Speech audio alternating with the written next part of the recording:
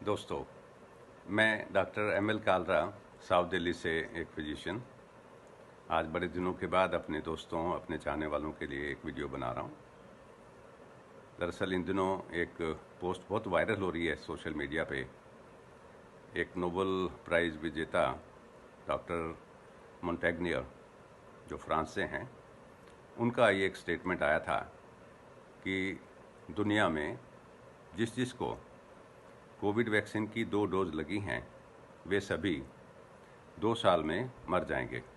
जी हाँ, सारे 100% mortality after Covid vaccine इन 2 years. और उनका इस घोषणा का जो बेस है वो था एंटीबॉडी डिपेंडेंट डिजीज़ एनहांसमेंट। हम आगे से इसको ADE कहेंगे। तो ये ADE कोई नई चीज़ नहीं है,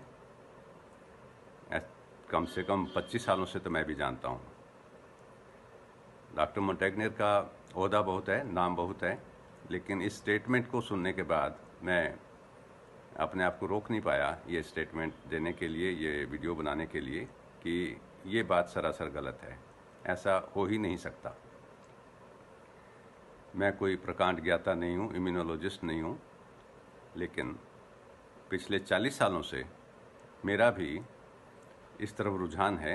बहुत सारी कॉन्फ्रेंसेस, सेमिनार्स अटेंड किए हैं, बहुत सारे विद्वानों से वार्तालाप की है। कुछ तो मैं भी जानता हूँ। ये ADE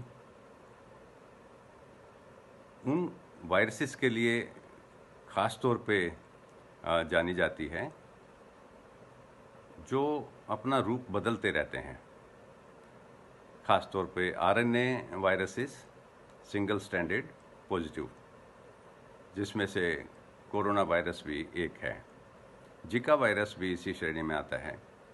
दरअसल ADE को सबसे पहले डेंगू वायरस ने मशहूर किया था। ऐसा पाया गया था कि डेंगू की जो 4 स्ट्रेन्स होती हैं, अब तो 5वीं भी आ गई है, उनमें से अगर पहले एक स्ट्रेन से इन्फेक्शन हो जाए, बाद में दूसरी से हो, तो बजाय बचाव के उसमें कॉम्प्लिकेशन के चांसेस ज़्यादा होते हैं। इसलिए इसको एंटीबॉडी डिपेंडेंट डिजीज़ एनहांसमेंट बोलते हैं। हालांकि डिजीज़ एनहांसमेंट के लिए एंटीबॉडी अकेला ही काफ़ी नहीं है, और भी फैक्टर्स होते हैं। कॉम्प्लीमेंट की वजह से भी हो सकता है और TH2 रिस्पॉन्स की वजह से भी हो सकता है। तो अब हम मुद्दे की बात करते हैं कि ये जो ADE है, ये होने को हो सकता है। इस कोविड वैक्सीन के लिए हम जिसकी बात आज कर रहे हैं, जो कोविड वैक्सीन आज अवेलेबल हैं, ज़्यादातर तो वेस्टर्न कंट्रीज़ में मॉडर्ना, फाइज़र ये पॉपुलर हैं, यही लगे हैं। एस्ट्राजेनेका जो इंडिया में कोविशील्ड के नाम से है, उधर स्पुतनिक, एक भारत का एक बायोटेक वालों का कोवैक्सीन, चाइना के कुछ वैक्सीन हैं। सभी को जब भी वैक्सीन बन रहा था, इस बात का पूरा ज्ञान था कि वैक्सीन से, क्योंकि ये वायरस ऐसा है, ये रूप बदलता रहता है, म्यूटेशंस होती रहती हैं, तो कहीं इसमें ADE तो नहीं हो जाएगा।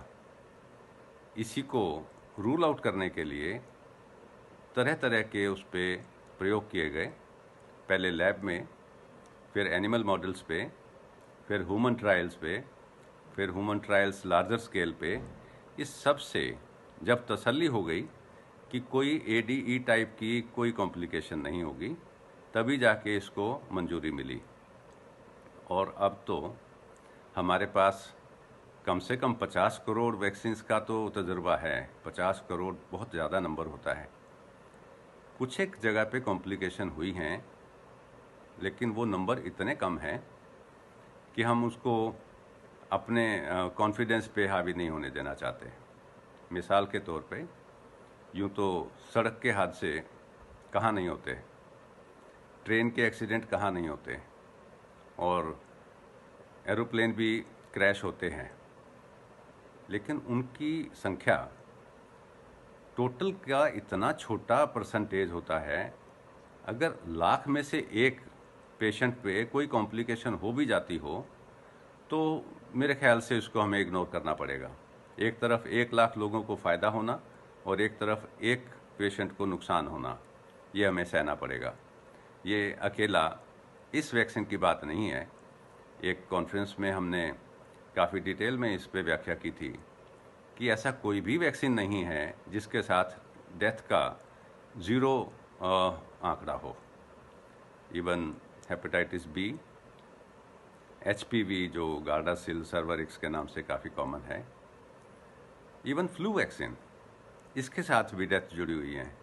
कुछ नंबर यहाँ पे भी पाए गए हैं। हर नंबर की अपनी कोई ना कोई वजह हो सकती है, लेकिन हम इन छोटे छोटे आंकड़ों पे अपना ध्यान ना दे के लार्जर पिक्चर पे आएंगे, क्योंकि इस वक्त मानवता को, सारे संसार को बचाने की बात है। तो ये छोटी छोटी कॉम्प्लिकेशंस या पॉसिबिलिटीज़ को ध्यान में रखते हैं, लेकिन उनको ठीक करने की चेष्टा करते हैं, लेकिन इनसे डरते नहीं हैं। कुछ एक डॉक्टर्स की भी डेथ हुई है जिनको दोनों वैक्सीन लग चुके थे। हमारे प्रिय डॉक्टर के अग्रवाल भी उनमें से एक हैं। लेकिन उनसे हमें कुछ सीखने को मिलता है। उनके केस में उनको कोमोर्बिडिटीज़ थी, वो इम्यूनोसप्रेसेंट पे थे। दोनों वैक्सीन के बाद भी उनमें एंटीबॉडीज़ ना के बराबर थी।